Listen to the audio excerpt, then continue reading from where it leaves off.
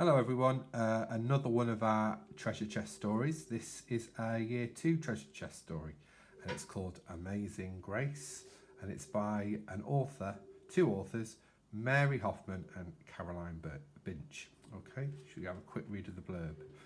Grace loves to act out stories. Sometimes she plays the leading part, sometimes she is a cast of thousands. When her school plans a performance of Peter Pan, she longs to play Peter.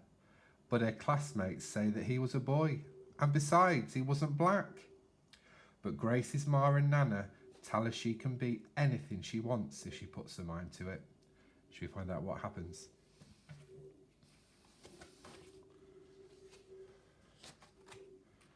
That's the title page. Grace was a girl who loved stories. She didn't mind if they were read to her, or told to her, or made up in her own head. She didn't care if they were from books, or on TV, or in films, or on the video, or out of Nana's long memory. Grace just loved stories. And after she heard them, or sometimes while they were still going on, Grace would act them out, and she always gave herself the most exciting part.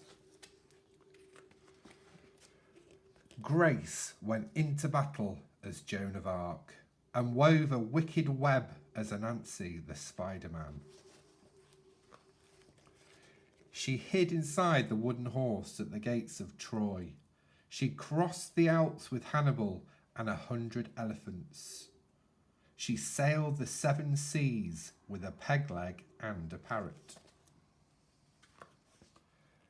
She was Hiawatha, sitting by the shining big sea water, and Mowgli in the back garden jungle.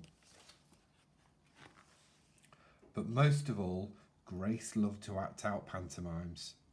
She liked to be Dick Whittington turning to hear the bells of London Tower, or Aladdin rubbing the magic lamp. The best characters in pantomimes were boys, but Grace played them anyway. When there was no one else around, Grace played all the parts herself. She was a cast of thousands. Paw Paw the cat usually helped out. And sometimes she could persuade Ma and Nana to join in, when they weren't too busy. Then she was Dr. Grace, and their lives were in her hands. One day at school, her teacher said they were going to do the play Peter Pan. Grace put up her hand to be Peter Pan. "You can't be called Peter," said Raj. "That's a boy's name." But Grace kept her hand up. "You can't be Peter Pan," whispered Natalie. "He wasn't black." But Grace kept her hand up. "All right," said the teacher.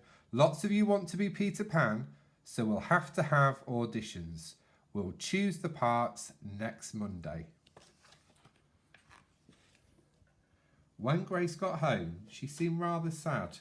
"What's the matter?" asked Ma. "Raj said I couldn't be Peter Pan because I'm a girl." "That just shows all Raj knows about it," said Ma. "Peter Pan is always a girl." Grace cheered up. Then later she remembered something else. "Natalie says I can't be Peter Pan because I'm black," she said. Ma started to get angry, but Nana stopped her. "It seems that Natalie is another one who don't know nothing," she said. "You can be anything you want, Grace, if you put your mind to it." Next day was Saturday, and Nana told Grace they were going out. In the afternoon they caught a bus and a train into town. Nana took Grace to a grand theatre. Outside it said, "Rosalie Wilkins in Romeo and Juliet," in beautiful sparkling lights. "Are we going to the ballet, Nana?" asked Grace. "We are, honey, but I want you to look at these pictures first." Nana showed Grace some photographs of a beautiful young dancer in a tutu. "Stunning new Juliet," it said on one of them. "That one is little Rosalie from back home in Trinidad," said Nana. "Her granny and me, we grew up together on the island. She's always asking me to do I want tickets to see her little girl dance. So this time I said yes. After the ballet, Grace played the part of Juliet, dancing around her room in her imaginary tutu. I can be anything I want, she thought. I can even be Peter Pan. On Monday, they had the auditions. Their teacher let the class vote on the parts. Raj was chosen to play Captain Hook. Natalie was going to be Wendy.